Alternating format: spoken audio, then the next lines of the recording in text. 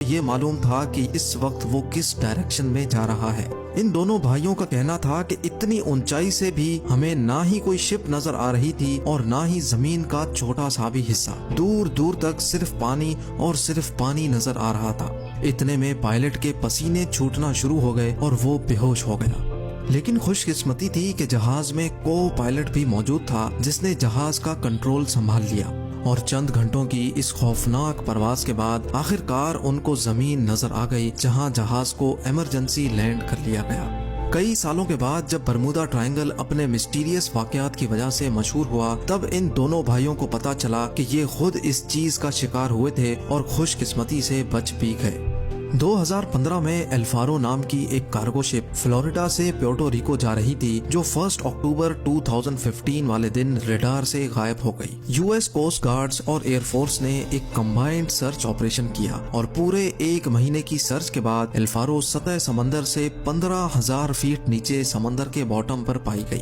شپ کے کیپٹن سے جب آخری کانٹیکٹ ہوا تھا تب ایسا لگ رہا تھا جیسے شپ میں پانی آ چکا ہے اور وہ الفارو سے ہونے والا آخری کانٹیکٹ تھا۔ 23 فیب 2017 کو ٹرکش ایئر لائنز کا ایک جہاز فلائٹ TK-183 کیوبا کے شہر ہیوانا میں لینڈ کرنا تھا اور اسی وجہ سے اس کو برمودا ٹرائنگل کے اوپر سے گزرنا پڑا، لیکن اچانک پائلٹ نے کنٹرول ٹاور کو رپورٹ کیا کہ جہاز بالکل ایب نارمل بہیو کر رہا ہے، جس کی وجہ سے پائلٹ نے فوراً جہاز کا رخ بدل دیا اور ہیوانا کے بجائے ڈالس ایئرپورٹ پر جہاز کو لینڈ کرا کر 440 پیسنجرز کی جان بچا دی۔ اس طرح کے اور کئی انسیڈنٹس برمودا ٹرائنگل کی حدود میں پیش آ چکے ہیں۔ کئی تو انسیڈنٹس رپورٹ ہوئے جن کی لسٹ ویکیپیڈیا پر موجود ہے، لیکن چند انسیڈنٹس تو ایسے بھی تھے جو آج تک کبھی رپورٹ نہیں ہوئے۔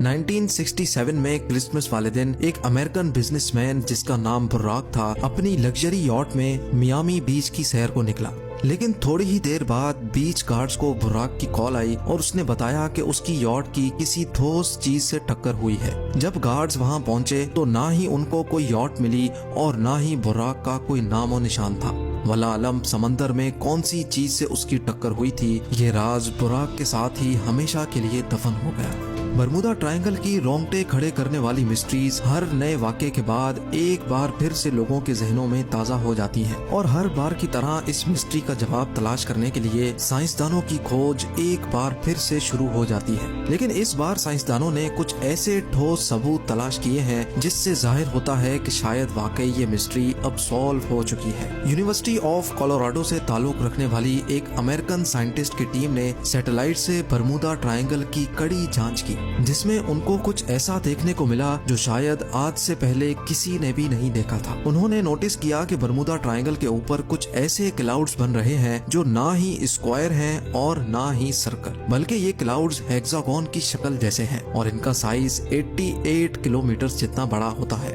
ایکسپرٹ ٹیم کا ماننا ہے کہ شاید یہ کلاؤڈز کوئی عام کلاؤڈز نہیں بلکہ یہ ایئر بوم کلاؤڈز ہیں، یعنی جب یہ عجیب قسم کے بادل بنتے ہیں تو ان کے نیچے بہت ہی تیز ہوا کے جھونکے چلتے ہیں جن کی سپیڈ 250 کلومیٹر پر آور تک پہنچ سکتی ہے۔ ہوا کے ان جھونکوں کی سپیڈ اتنی تیز ہوتی ہے کہ نہ ہی ان میں کوئی ہوائی جہاز آسانی سے اڑ سکتا ہے، اور ان کی وجہ سے پانی میں جو لہریں بنتی ہیں نہ ہی ان میں کوئی بڑی سے بڑی شپ تیر سکتی ہے۔ سائنسدانوں کا کہنا ہے کہ شاید برمودا ٹرائنگل میں ہونے والے حادثات کی یہ بھی ایک وجہ مانی جا سکتی ہے،